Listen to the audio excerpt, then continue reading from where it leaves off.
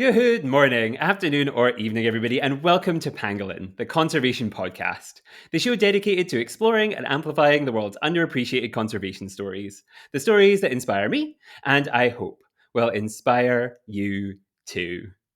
I'm your host, Jack Baker, and welcome to the first episode of this year's Pangolin Pride series. I am so excited to be back. Last year, we of course celebrated Pride Month with 8 incredible, wonderful guests, and this year we are back. They paved the way for us to be back for another year. You showed them so much love, they brought you so much knowledge. There was such a wonderful exchange of joy and love and light that we had to come back this year. And we have come back with a bang because over the course of the next month, I will be joined by educators, activists, researchers, volunteers, comms experts. We have all kinds of incredible voices, people working across. We have a cancer researcher. We have all kinds of incredible stuff going on to celebrate this kind of pivotal, vital role that the LGBTQ plus community plays in the environmental space. We're going to cover everything from seabirds to songbirds, from seals to climate change. We have zoo education.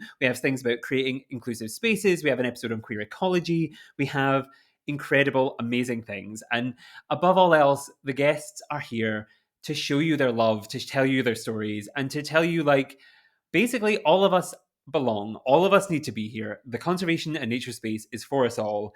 And I am so excited for you to get to experience all of it. And to kick things off, we have one of my favorite, most inspirational people. Like, I'm so excited because today I am joined by the absolutely incredible Isaias Hernandez, who you may know better by their moniker QueerBrownVegan. Isaias is an environmentalist and educator storyteller who basically I love because what they do is take these very real topics and discuss them in an inspirational, educational, accessible way that everybody can kind of enjoy and brings these stories to life in, just the best way. So I am so excited to be able to sit here, talk to you, learn from you, be in the same space as you. Thank you so much for making the time to be here today, Isaiah. Thank you so much. Of course, and thank you so much for having me here, Jack. I'm super excited to chat with you. No, it's absolutely my pleasure. And as I say, I feel like you're one of those rare guests that I have where you're somebody who people who are outside of the kind of nature and environmental parts of my life have referenced to me before. So I'm like, it's actually very surreal that you're here. And maybe the people in my life who always say, oh, yeah, you do a podcast, but don't actually listen. I feel like that you could be the gateway to them to actually come in and finally stream it. So thank you so much for being here. I guess I always kind of do an introduction, right? Where I say, like, here's roughly who this person is. But I think something, especially during Pride Month, right? We all know who we are far better than an interviewer or somebody can tell from LinkedIn or a website, right? So, like, do you want to introduce yourself to the listeners? Who are you? If they don't know what you do, a little bit about you. Yeah, no, of course. So, hi, everyone. My name is Isaias Hernandez, and I am an environmentalist, educator, and storyteller. And a lot of my work really focuses on climate education, literacy, and just really intertwining the usage of art and culture to explore identity and the world that we see it through our mantelpieces of liberation. And a little bit about myself is that I grew up in Los Angeles, California. And, I think from my early days as a child, I grew up with this compass of curiosity and survival, meaning that blending in the world of growing up first generation immigrant kid, but yet also living in poverty, living in an environment that was polluted, but at the same time going to school and learning about the environment through this different lens of environmental sciences. And so I think that really got my curiosity to understand why is it the fact that I'm able to speak to the non-human world so easily, but when it comes to humans, it seems like there's a bit of difficulties for me to explain how I'm truly feeling. And so I would say that throughout my entire life, I had my experiences for environmentalism came from different angles of yes, curiosity. Yes, there was a broken heart in me that felt like I didn't know who I really was from just an identity perspective, but also in the ways that I was able to adapt into the Western science models that were taught of never really feeling smart enough. And, I think that's what got me to study environmental science at UC Berkeley in my college years. And, I would say that those were very instrumental years of my life where I got to learn how to be a scientist, but at the same time recognize that there was this idea of valuing STEM related sciences and logic over the arts and humanities. And I think there was this conflict in my heart of recognizing, like, where does the spirituality and the individuality come into play versus, like, this is what it is and this is how it always is, and therefore anything else that's an anomaly is wrong. And so I started to kind of question, like, my own understanding of how I was raised to how I saw the world as a scientist. And I would say that that's kind of really what got me into digital media, is just to really talking about these things and understanding that there wasn't really a place for me to express that in both the academy or in the my own job in my industry that I was in before I entered into the environmental industry. No, that is that's so interesting, right? Of like how it's amazing how that curiosity, right? I think it's a really inspirational story because I think sometimes that those pressures and those silos that people are forced into, right, shut down creativity. They shut down that ability to kind of want to talk to other people. They shut down that kind of different way of looking at the world because when we go into academic spaces, when we go into certain spaces, we're told, no, this is the way. That's the way to think. This is the way to be. And it's really inspirational and incredible that you took that kind of like that kind of those silos and went, no, there's got to be more than that, and I want to find the other people who experience this, and I want to tell the stories and my stories. I think that's really, really interesting and kind of yeah, it's amazing that it's like pushed you to talk more rather than what it is designed to do, which is talk less, right? Like that's really inspirational. Yeah, no, thank you. And yeah, and I think, a big misconception I think people usually have, like, in the career I have today, or maybe the social media presence, is that I wasn't really the intelligent kid. Like, I'm the youngest of three, and, like, my parents berated me for bad grades. Like, I was a rebel child. I honestly, like, struggled so much in environmental science, my program. Like, I failed organic chemistry. I retook it, had to pass it, but, like, I'm very, I think, adamant that, like, I was never like the 4.0 student or the genius kid that always understood it. I Hmm. was always just like the last one getting the lowest score in the class and just being told, like, you need to work harder. And I'm like, I don't understand anything right now. So I feel like a lot of times people are like, you had everything set up perfectly. And I'm like, I wish that was the case, but it was a lot of struggle for sure. No, that's yeah, that is yeah. I don't know. I guess I think that's it's a very relatable story. I guess for a lot of queer people, right, where they think like different. The brain is that they're kind of they have these thoughts, they have these feelings, they have different ways of expressing themselves, and they can't quite work out.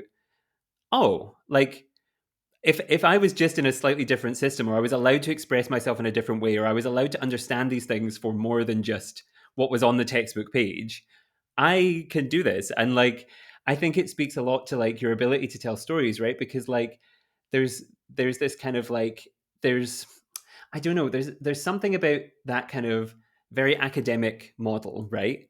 That sometimes I think, and is often where we go wrong in terms of trying to communicate nature and environmental stories to people, because when it's dry and academic like that, it kind of is hard to sell.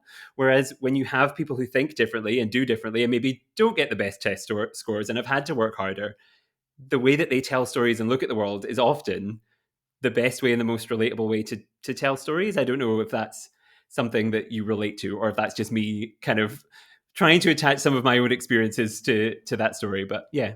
No, absolutely. I think, in academia, it's a very, like, I remember just always admiring, and also I envied a lot of my friends who were just naturally smart in the academics. Like, they just understood everything.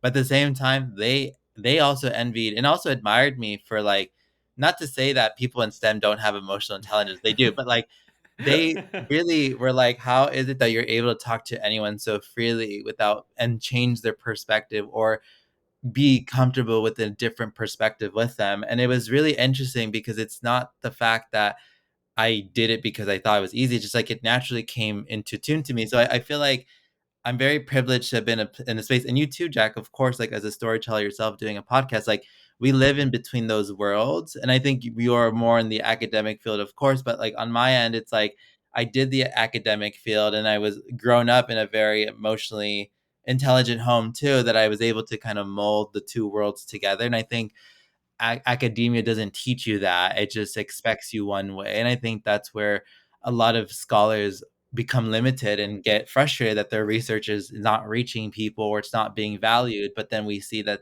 there's been ivory towers and elitism that is perpetuated. And not to say that academia is good or bad, like it has its nuance. It's a very beautiful place. It's just that the people can love you, not the institution. Mm-hmm. Mm-hmm. I relate to that. Story. The only reason this podcast exists is because in a classroom during my masters, like everyone was like, "Jack, you love to talk." And like I'm like, yes, I sometimes need to learn how to shut up, but like you love to talk.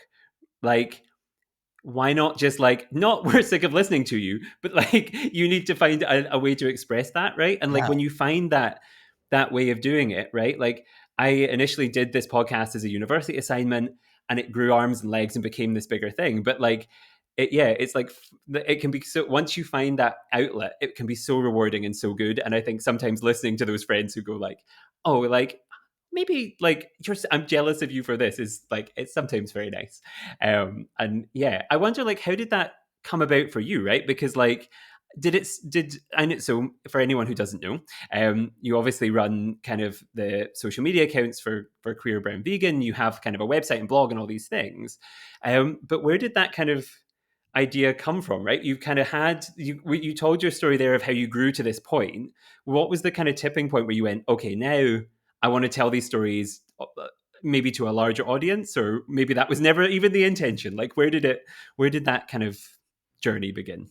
Absolutely. I love this question. I think one of the saddest, and I'm not sad, but like real things about graduating university is, and I think this is maybe a first generation thing that your parents raise you with this idea like you'll go to college, you'll get a wonderful degree, and you'll have a six-figure salary and buy your home. Maybe 40 years ago that was true. Not anymore in America, I would say. I don't know how it is in Scotland or in the UK, but like in America, we are in a very monopolized world today. And after I graduated, I applied to some of the biggest green environmental nonprofits: 350, Greenpeace, NRDC, like EDF, Environmental Defense Fund. These are some of the biggest green NGOs that represent America.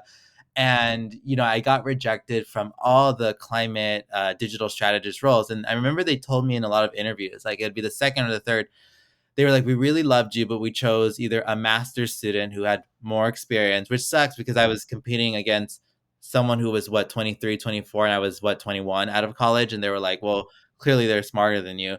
Or they told me that I didn't have good climate media work documented. And I'm like, well, was I supposed to document my activism? I don't know. Like that seems so weird to me. Or was I supposed to document all these like things I was doing in school? I didn't see it that way. And unfortunately, that's how the corporate world does work. And so I got a job in the creative fashion industry in New York City, and I moved out there and I worked there for 2 years. And it was funny because all my friends were like, why did you go into fashion? Like they knew I was stylish, but they were like, why? And I was like, well, I couldn't get a job in the environmental industry. And I kind of, in a sad way, closed that chapter of like maybe my environmental dream was nonsense and it's not really real for me and it's not plausible for me, and that's okay. Just accept it and move on. But then there was a part of me where I would go to a lot of sustainability and environmental climate events in New York City, and I would just be in so awe of like learning all these adults that were speaking and like all these things. And I was just like, I'm so passionate about this, but I don't have a career in this. And I gave up that chapter. And my best friend at the time was like, why don't you create like a climate education account on Instagram? Like you love to teach people. And I'm like, I don't want to do that. Like, I don't want to put my face on it. She's like, you can be anonymous. And so then I started doing these like simple, colorful infographics that you can still find on my page. It's like, what is climate change? They're very basic, but they were like my early days of when I first got started. And I slowly built this community. And I was really shocked because I had to do a face reveal one day, and people were like, "I thought you were like a woman," or like people were just like wondering what my gender was, what my race was, and people were like, "I had no idea that's who you were." And so then like it was interesting because then I kind of stepped into the public persona figure that I needed to do. But at the same time, Queer Brown Vegan kind of evolved from not just doing infographics. Then we went into long form media projects that were ideas based on the original idea of using academic science literature to distill topics and infographics, to getting the real scientists doing specific works in different environments and interviewing them and doing the work that they're doing. And it was really cool. And I feel like, since then, like we've kind of grown into like a global brand, I'd say, because we have audiences everywhere. But I feel like as an independent media creator, like it's not easy. And like it's honestly, a lot of people ask me about my career, and I'm like, the recession is really real, y'all. Yep. Yep. That's like, yeah. It's whenever people ask, like, oh, how much money do you make from the podcast? And I go, none. But that's that's like, it's fine. It's fine. That's no, that's really, really interesting because, like, I think what's really fantastic about your work now, and such an interesting difference and shift, right, is like so much of what is important and powerful, I think, about the work that you do is like you stand up there and you tell the story and you kind of make this kind of like, as somebody who grew up not knowing where they fit, right, like not knowing necessarily, not being able to see necessarily kind of like people who represent you being able to tell these stories, and then being able to kind of get up there yourself and go, this is the story, this is kind of me in this place doing this thing, not going from not getting the job because you didn't have enough experience to being the one that's kind of, I don't know, it's so powerful to be able, for me to be able to, and for I know a lot of other kind of queer creators and things, to be able to see other people doing the things that we want to be doing and things that, like, even 5 years ago you would never imagine, right? And so the power, like the posts in the past where it was a graphic, are powerful in themselves, but in seeing you doing it, I think is also holds some power. I wonder, was that like a conscious choice for you, like being like, or was it just one day you were like, oh, like I kind of will appear on screen one day and tell this story? Like, how did you make that choice? Yeah, I mean, I think that like there was a moment where, and this is the unfortunate thing of like the capitalistic society we live in, is like, branding yourself in a way. And like I know that like I admit, and this is something that's true with a lot of environmental spaces, but the concept of pretty privilege, like I know that like my team instantly was like, great, now that you're showing your face, we can sell you to brands. And that was really their idea from a sales perspective of like, you're young, you look good, brands want to work with you have these audiences. And in some way, like I always knew I had to evolve. Like I've always been someone where my path was never linear. Like I always knew that I had to, like, well, so many intelligent people and amazing people were going straight forward, they knew where they were going. I kind of was never given a map, so I was always just being like, okay, I'm gonna figure it out some way. And so I think for me, like when it came to evolving to larger scale projects and producing events worldwide and all these things, like I just knew that one, that like whatever I was doing in my early stages of my career, I was like, I don't care if you're gonna make fun of me for selling a shampoo bar, as long as this helps me pay for my team, Mm-hmm. and it's also not greenwashing because it's biodegradable and all these things. Like it's gonna help me like pay my bills and keep my family like alive. Like fine, I'll do it. And there's no choices that we have. And I think, to me, when I'm evolving now into the next level of my career, it's like, you know I feel like it's always been like a natural thing of like your body tells you when it's ready to let go of certain things. And I feel like that's been something where, with writing and like other things that I'll be announcing next month, it's like, that's something where I feel like I've been working on this for years, and now it's finally coming to true. But it took time for me to recognize like evolution does not come when it's forced, it comes when it's time. And I think that like a lot of the moments I did back then in order to fund my work on media, that was important, because I knew at the end of the day, like when a casting agency or a studio company, a BBC, like they're not going to go up to me and say, we want you to be a host of a queer college. No, they're going to look at me and be like, sorry, there's someone else who has more followers as you, that's more hotter than you, like that's more all these things. And so I recognized, I said,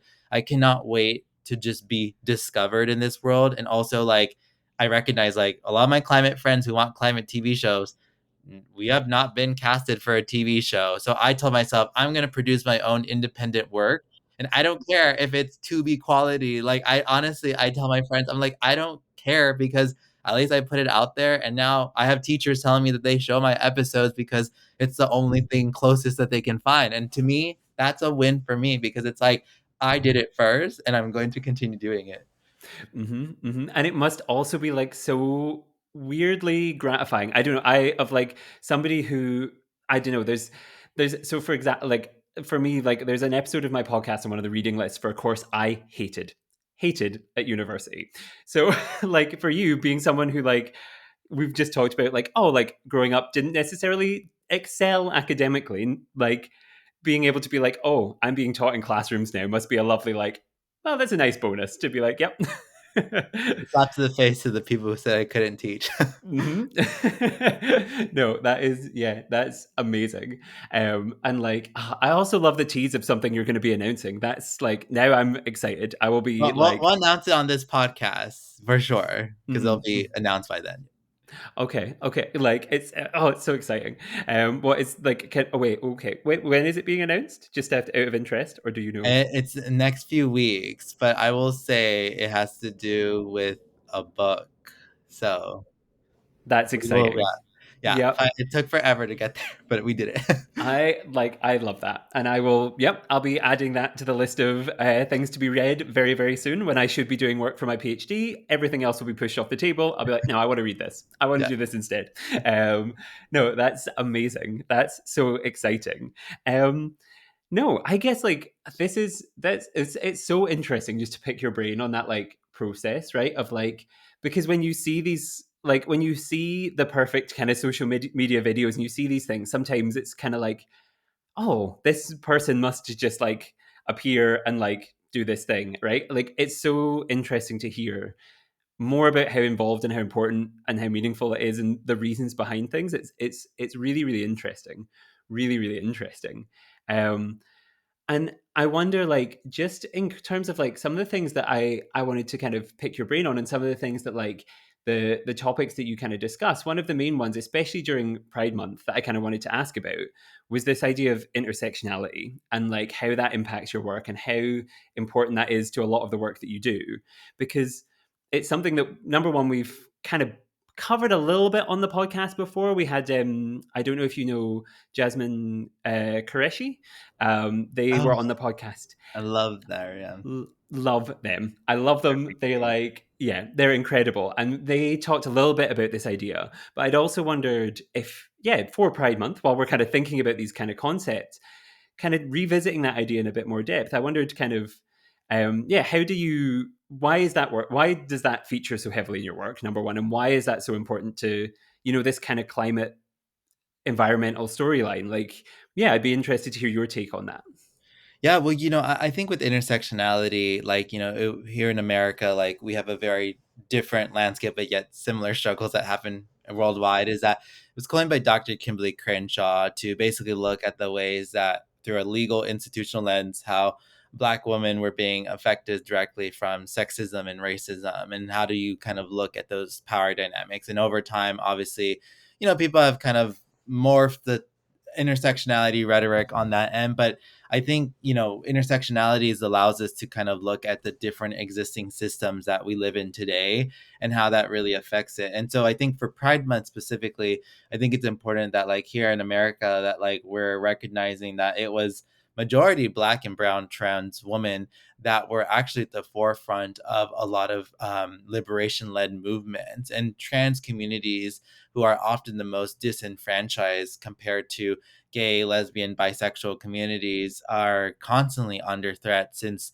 the inceptions of their own identities. And so I think that to me, like it is important that when we talk about, our spaces in science, especially queer science spaces, is that we don't just recognize that we're all queer, that we also add the identity of our races, because at the end of the day, when I'm in a room with a white queer person and then I'm a brown queer person, my brownness will always be seen first, not my queer identity. And in some spaces, and I think this is true in America with the rise of white supremacy, my beliefs of how I see the world, my knowledge system will always be seen as questionable compared to, and this is something I've had real conversations with my white friends that are queer, their knowledge is not as seen as threatening. Yes, it's still seen as threatening under the world of white supremacy because of their queerness, but it is seen as more socially acceptable. And so I think that, like, for me, when I've seen it in academic spaces, of like favoring, or like even just like the ways that we accept certain types of knowledge from certain individuals, I kind of have to ask myself, where is this really coming from? And I think too, like from a ecological lens, like, when I learned about intersectionality and like queer ecology, it was just like, yes, like we can agree that diversity in nature is a healthy ecosystem, but we also should reflect that into our human society. Is that, like, right now in America, we are not diverse, we are not together. And I think that's one of the biggest issues that we're kind of facing, is that, like, how do we actually really not just go beyond our queerness, but how do we build intentional unison communities that are going to fight for environmental liberation? Because I don't think right now there's one set system or solution or one set person that's really going to save us. But I think historically we can acknowledge that society, whether or not it was done consciously or unconsciously, we have centered the conversation around whiteness for a long time. And I think that's something where I'm saying to my white friends, like, it's not about you and white being wrong. It's rather that the fact of, like, how you were raised to see the world in America, and I'm speaking more of my American white friends, and how they see the world, because I've had to check them on anti-racism. Like, it's an ongoing process, and intersectionality is not something that prohibits you or restrains you. It actually allows you to kind of diversify your mindset to understand which existing symptoms and structures are poisoning communities of color, and how can you actually contribute to a flourishing ecosystem. Hmm. Hmm. That's yeah. I think that's yeah. It's a really interesting kind of discussion to have, and it's sometimes, and this is something that I think will come up in a couple of times through the series, right? When we're talking about these kind of themes, is like learning to check your privilege and learning to kind of think about these things, and almost also learning to sit in the uncomfortable and learning to be like, these things are sometimes going to make you uncomfortable, even though you have spent your entire life maybe dedicated to environmentalism, which is a worthy, wonderful, incredible thing to do. Sitting in that uncomfortableness and not being afraid to be wrong, right? And not being afraid to be kind of like upset or kind of like be like confronted with something, like it's something that is really tricky. It's really kind of like hard to come to terms with and kind of be like, oh, okay, like how do we, when you've kind of built this thing of like, we're doing the right work, we're doing the good work, but it's so important.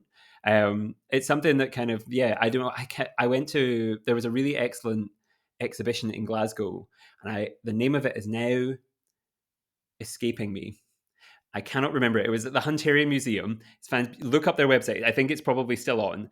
And it was about this kind of like confronting colonial narratives, for example, Oh, in museums. And it kind of had all of these objects, kind of environmental objects, and got the stories told from the perspectives of people who grew up, lived in Glasgow, but their kind of family history is from the places that kind of the objects are from. And what was really interesting, speaking to the curator of that, was she was talking a lot about like the people who come in that are sometimes the most like, oh no, challenged by it, are the people who kind of are dedicated to environmentalism, are dedicated to these things, and like, but like once like they kind of are thrown by it, but like once they kind of are challenged, hopefully they kind of see that kind of importance. So it was a really interesting discussion, and it kind of, yeah, I think it began something in my brain of like, oh, hang on, like I yeah. am so aware of like the different experience of like me and some of my friends in some of these like spaces. So it's a really interesting and an important kind of point. Um, yeah, sorry, I rambled on there for No, I quite a love while, but that. No, I love that. I mean, I've been to Glasgow, Scotland, so I was like, I'll definitely take note of that myself. For COP when they had it in oh Glasgow. yes. I've been Hmm. in Edinburgh, and that's why when you said that, I was like, I wonder if I was near it, or because I went to some museums, but I don't remember the names when I was there. But that's super cool. I think that's really a way to kind of challenge people in a comfortable setting where it's like you're not talking to someone, but you're actually reading more, and you're like, oh, okay. And I think that's where, a lot of my white friends, I challenge them here in America. I'm like, you can do better, because if I can withstand racism being told in my face, you can actually withstand being uncomfortable. Mm-hmm. Mm-hmm. Like, yeah, and and I suppose taking some of the emotional and like labor off of you and being like, be like, come on, guys, you need to be able to deal with this. I can't handle the weight of all of this right now by myself. Yeah. Absolutely. No, that's really interesting, and like I wonder, like, talking about it and talking about kind of that environmental kind of aspect and this kind of intersectionality. I wonder, like, for anyone maybe who's kind of listening to this, and this is the first time, right? This is when they're being confronted by that uncomfortability, maybe, and going like, "Oh, I've never thought about this in this way before." I wonder, like, do you have any like examples, or is there something that kind of you like to draw on, or a story, or something that kind of is like, this is how disproportionately kind of these kind of things affect people who exist at these intersections and people who kind of have this kind of background and history. Yeah, no, absolutely. So I think that with like intersectional environmentalism, it kind of highlights, it's coined by Leah Thomas to kind of illustrate, advocating for the people on the planet. So traditionally, as environmental scientists, we learn about the social, biological, and the physical sciences of, how ecosystems operate and the species that we're trying to identify and to preserve.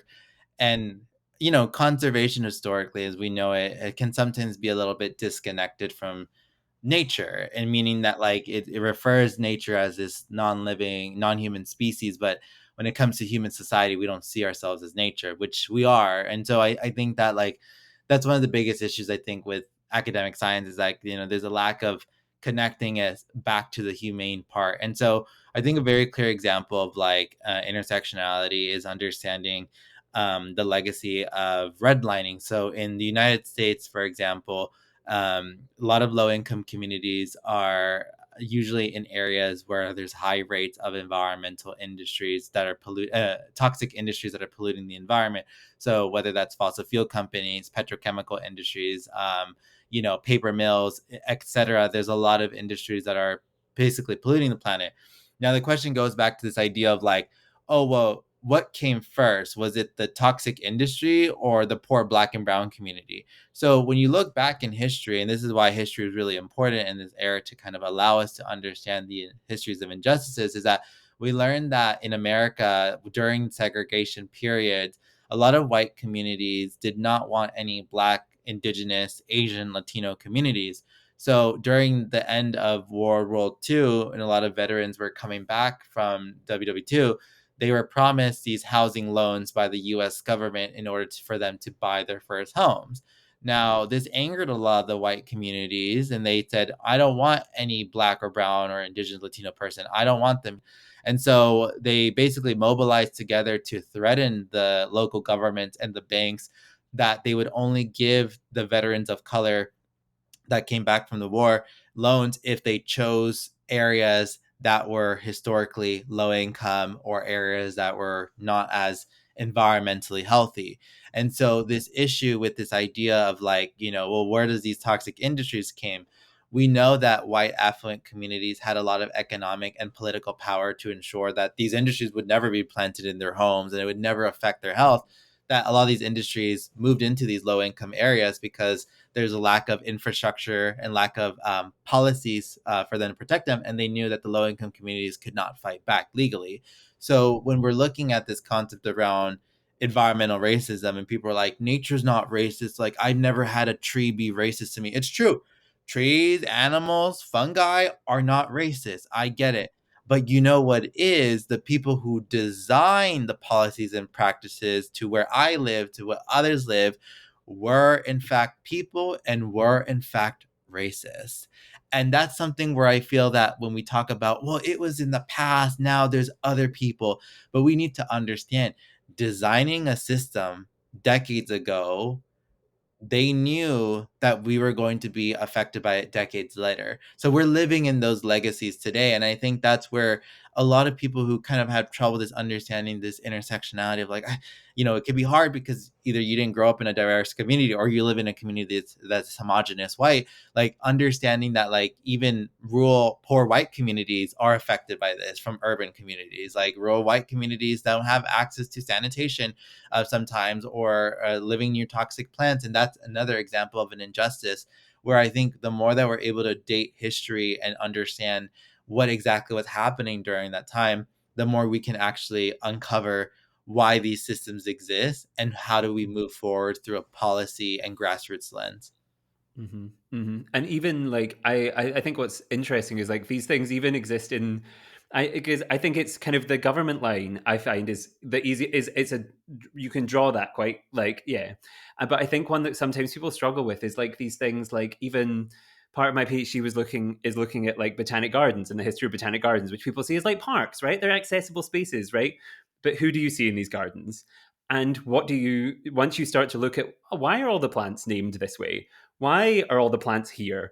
Who brought the plants here? What happened when they were collected? Where are the kind of institutions that they're collaborating with scientifically? How are those scientific collaborations happening? Right? It goes so far beyond government policy. It happens in even kind of these like NGO sectors and all of these kind of things that we feed into in the environmental movement. Like all of those kind of structures that exist across these things have been designed and are historically those things. And like once you start pulling them apart and start looking at them, not even that deeply, like just start kind of like you start to realize those storylines kind of cross over into so many aspects of what we do within this in space and kind of yeah, it's a Yeah. challenging one and like yeah, sorry, what were you gonna No, no, no, like the colonial history of like gardens and parks too. Like that's a perfect example for anyone in their fields of science. Like that's something where we don't really consider. And I think people are like, well, don't look too much into it. And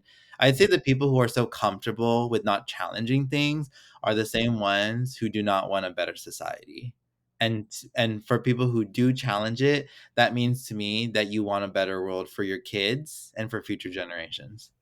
And like yeah, there's nothing yeah, and that's the thing is like I think that kind of uncomfortability in discussions that I've had, certainly in certain spaces, I'm not I like is like people thinking that you're trying to destabilize or kind of tear down, and it's like in a way, yes, like yes, that's exactly what I'm trying to do. But it's not like it's not necessarily for to destroy the whole environmental movement or this science or this.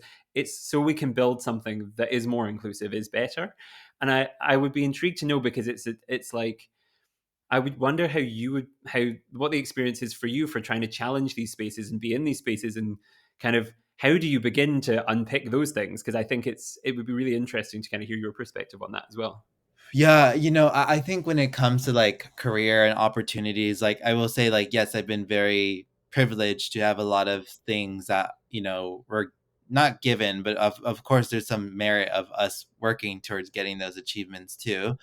But I do think that, like, I've been reprimanded for speaking out. And something I've noticed in a lot of environmental spaces is that we tend to really celebrate a lot of white environmentalists who say certain radical things, but demonize Black and Indigenous, Latino, Asian communities for saying the same thing.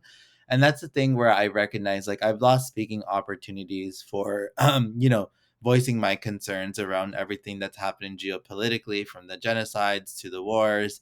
And I think for me on my end, like, one thing I always have to remember is that my pay rate, it will always be less than to a white man. And that's also true for a lot of women of color who have told me they're getting paid less than men in this industry. And I think that's something where we're really not openly addressing that conversations. But I would say that, like, on my end, like, one of the things that I want to do as I get older in this space is like redistribute a lot of those opportunities to people in the global south, especially like in Latin American countries who, I come from that identity in Mexican. And it's like, I want to be able to mentor the next generation of environmentalists.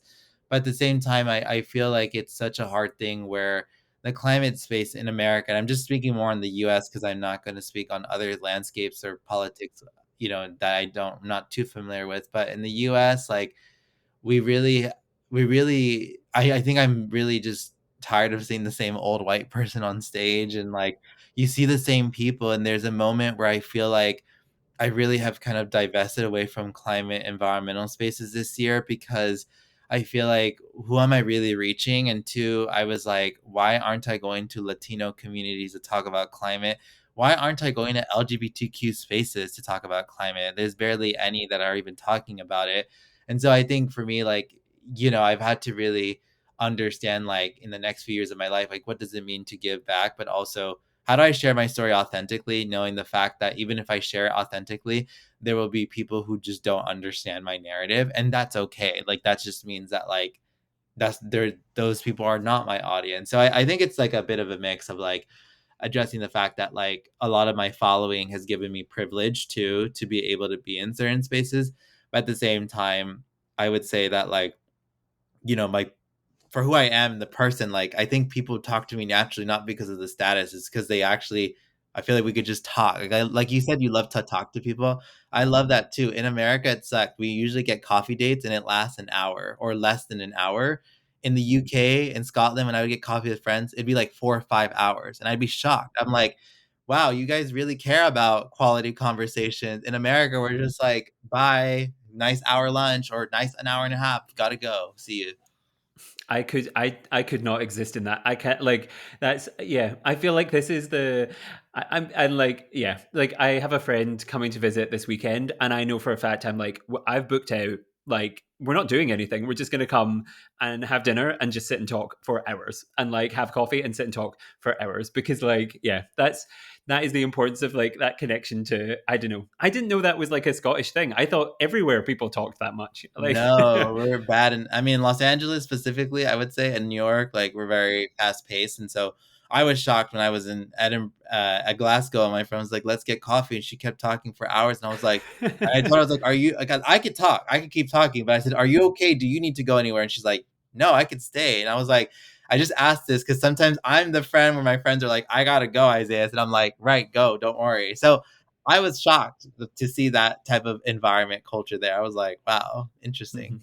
Yeah, yeah. Well, next time you said you've been here before. Next time they have a major world event in Scotland and you happen to be here, like I don't know, like we'll sit and chat for hours and hours and hours and like set the world to rights. Because yeah, that's usually the way it goes. And but I think like there's like we're talking about it so casually, right? But like it's something that like is so powerful because only in and this kind of theme is coming up again and again, right? Is it only in sharing our experiences, only in kind of having these conversations and only getting to know each other better can we grow as a movement? Can we grow as kind of a community, as a group of people? Can we begin to kind of do what's best for everyone? And like that's the power of those conversations, I suppose. And that's the power of these kind of spaces where we just allow people to be who they are and say what they want to say and tell their story. Like it's I don't think like not to add too much depth to something casual, but it is something that's so important to me, I guess. Like, yeah. Yeah, no, absolutely. I think America, we're more, we're sometimes individualistic a little bit. So I think maybe that's just part of who we are today. But I try to, and I think this is where loneliness epidemic comes in. But that's a different conversation for sure. Oh yeah, we would be here. That would cause this to be. This is why, Yeah. and this is why a conversation would happen. Because if you were here having coffee, we would have gone down that rabbit Yeah, hole for another 3 hours probably, and then had absolutely. to pull back out. Um, no, that's really really interesting, and I wonder like you talk about kind of like how you set your career and how you kind of create these spaces and how you kind of do those things, right? And what the future looks like, right? When you're kind of in this space and you're kind of thinking about things and what that means. And I wonder like how do you foresee creating spaces, right, where this is possible? How do you kind of want to? How do you go about that and beginning that kind of process? Because that in itself is a challenge. I don't know for me, like it's like even finding guests for this podcast series, right? You can't just find a list somewhere of all of the kind of amazing queer people you want to speak to. Like it's really you have to like hunt people down and find them and go, who's got an Instagram account, who's maybe posted like on social media or LinkedIn once. Like how do you go about creating these spaces? Like that's yeah, it's something interesting. Yeah, no, I think, when it comes to creating spaces and, I think always seen the world through like we're like in a symbiotic era, like the Symbiosis, which is actually the cultural events production company I co-own with my best friend in London. And like it's funny because I think when we created this event, we were like this event series to bring people together. It's like, yes, it's not just another climate event, but it's like people with different theories of change sitting down and like talking openly, and like they may not agree, but they're not going to cut each other's throats. But it's like I think for me, like what has helped me in getting people together is like always being curious about people and talking to them. Like I will be honest, like I feel one of the things I've always been very blessed in my life is having such great friends in life. Like in not just America, in the UK to Canada, like in different countries, like building authentic friendships has really gotten me to a place where I'm able to kind of discover new forms of people, partnerships, job opportunities, and like I think that's what allows me to become more human as someone who's, our hearts have been changed over our memories and things that have happened to us, but like I think for me like bringing people together just means that like really going back to like how do you develop a friendship? The first thing I don't say is I want to be your friend. That's kind of weird to me.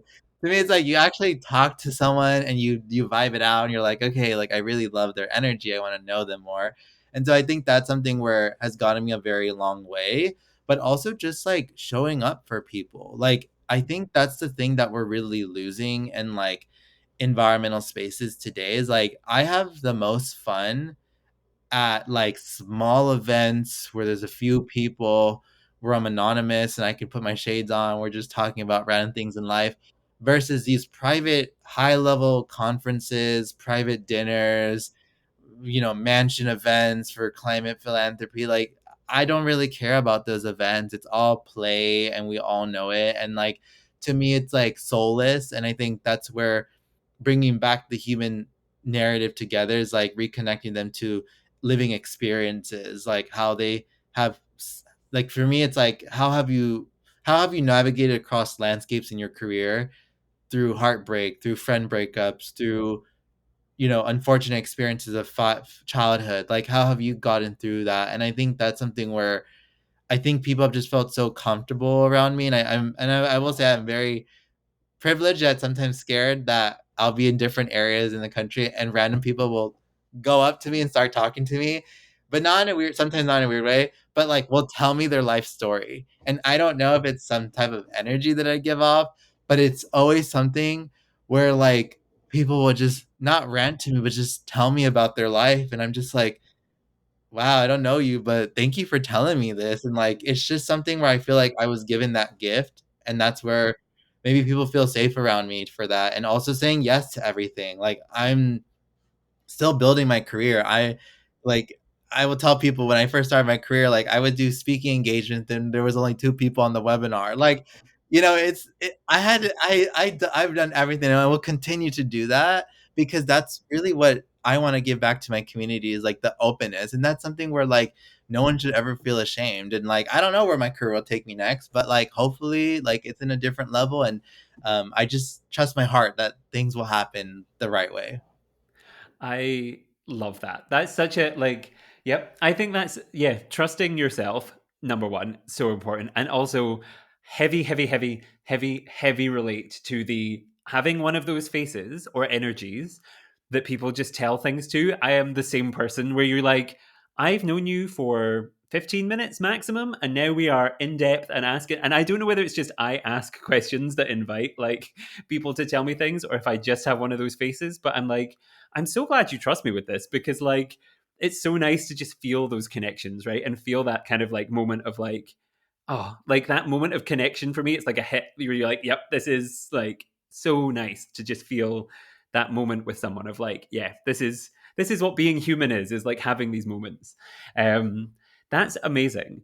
Yeah, and I guess like I am very conscious of the time and like we are getting close to the end. And so like I think the questions that I've asked the same three questions at the end of to all sorts of guests that I've had on the podcast, and I've slightly adapted it for Pride Month. So I have three questions for you. The first of which I think is really relevant to this conversation that we've just been having, which is why I'm kind of like bridging into it now, which is like if someone has listened to this, right, and is feeling like inspired or kind of interested in things that we've talked about, like you've talked about how for you, you kind of forge these connections, but what would you say to someone who feels like they don't belong or they don't kind of fit in this space, like in the environmental space, in whatever space it is that we've kind of this naturey, green, environmental, whatever space it is we've been talking about, right? Like, what would you say to them as some to encourage them to be involved and to kind of find themselves in this space? Yeah, I love this. I would say, like, understanding that the whole movement won't love you, and that's okay. But there's people who will, and I've have found those people who love me unconditionally, and you never know who's going to read your work. I mean, I share this really quick story, but I wanted to write, and I found my literary agent 4 years ago because she read my blog on my website, and she was like, "The way that you write's interesting. I want to sign you." So you just never know who's like, even if you're not a good writer or you want to show your painting, your science, like put it out there. You never know who will resonate. And that's the number one thing I always forget. It's like, just don't know. Just leave it out online and just pray that no one uses it against you. But like, know in good faith, people will look at it.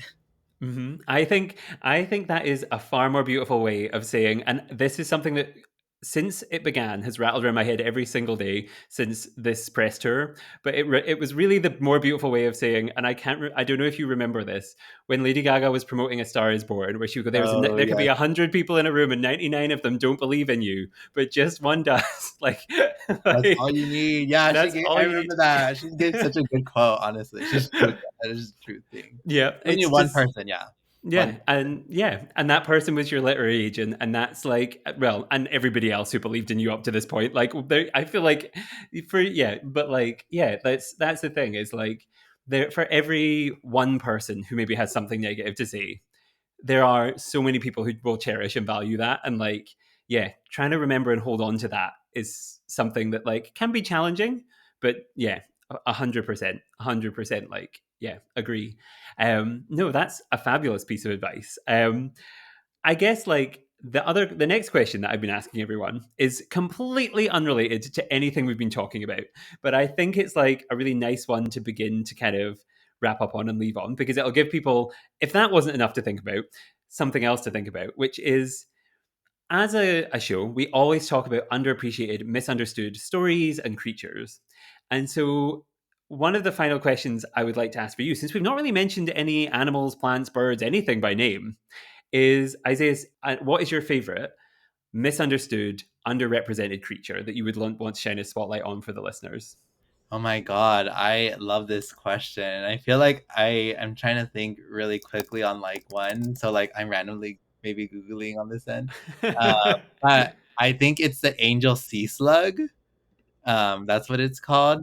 And it's like a translucent like type of like uh sea snail. And like I don't know why, but like the reason why I'm obsessed with it is that and I study a lot of religious cultures and identities, is that it's often referred to like as a symbolic meaning of an angel or like this prophecy of like light. And I think for me, the reason why I love it is that you can't find it obviously like just in the beach. You have to go very deep. But to me, it represents like a fluttering light that will always exist in darkness, even if you think that you're not able to get out of it. And I think for me, it's helped me kind of like relate to a lot of the moments in life where I'm like, yeah, of course I love to laugh and everything, but like I've gone through a lot of really hard experiences in life that like really changed me, but there's always something in me that told me not to give up, like with loving the world. And I think that's something where a lot of people can do it. I don't know if it has a queer connection in terms of its like sex, but like I think that it's really cool because it's carnivorous. That's the really cool thing about it. And it's it's beautiful, but it also knows how to take care of itself. Yep, Yeah. that is. Yep, that is beautiful. And I think it's like, it's something that I always like to say to people. Right? Is this like, protect that little like flame that's inside you? Right? Whatever goes on, whatever storms are going on outside, try and hold on to that little flame, that reason why you started, that light that kind of keeps you going, because it's so often like the entire world round about you will try and put that out, but having that kind of thing, if you can protect it, is so powerful and so important.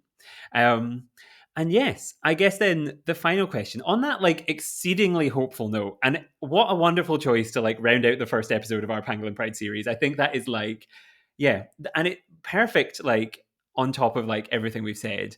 The final question is, of course, if people aren't following you already, if people aren't kind of already engaging with your content and the things that are going on in your life, where can people keep up to date with you? And where should they follow? What should they be reading? Where can they go? Yeah, you can follow me anywhere at QueerBrownVegan. And also, I just launched a Substack called Dear Environmentalist.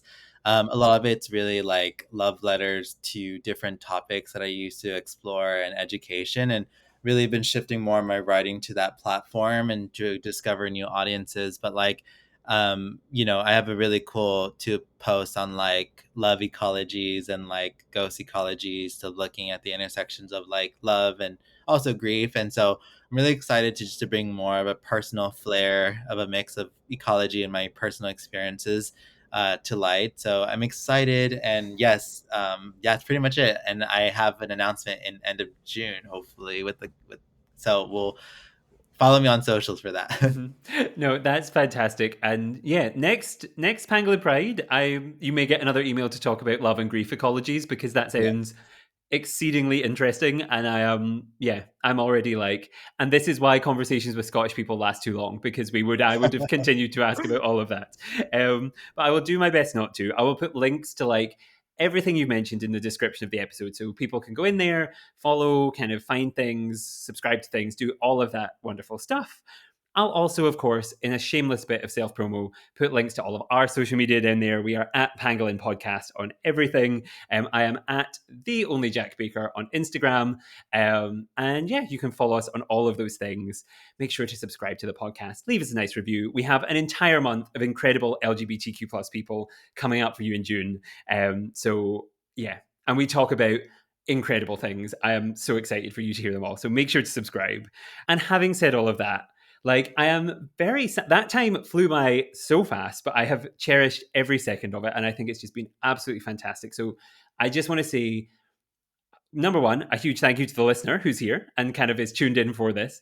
But secondly, I also want to say like a huge, huge, huge, huge thank you to you, Isaiah. It's been so incredible to just pick your brain on all of these topics that I've always wanted to ask you about, kind of watching on social media, and like hear your story and about things that you're passionate about and about these wonderful slugs. Like, thank you so much. It's absolutely been a pleasure. Thank you, thank you, thank you. Thank you so much again. No, thank you. And with that all being said, thank you once again to the audience for your incredible, incredible support. Make sure to stick around for the incredible, incredible Pride Month celebration we have going on and the amazing people that we have coming up. And until next time, happy, happy, happy Pride Month, and goodbye.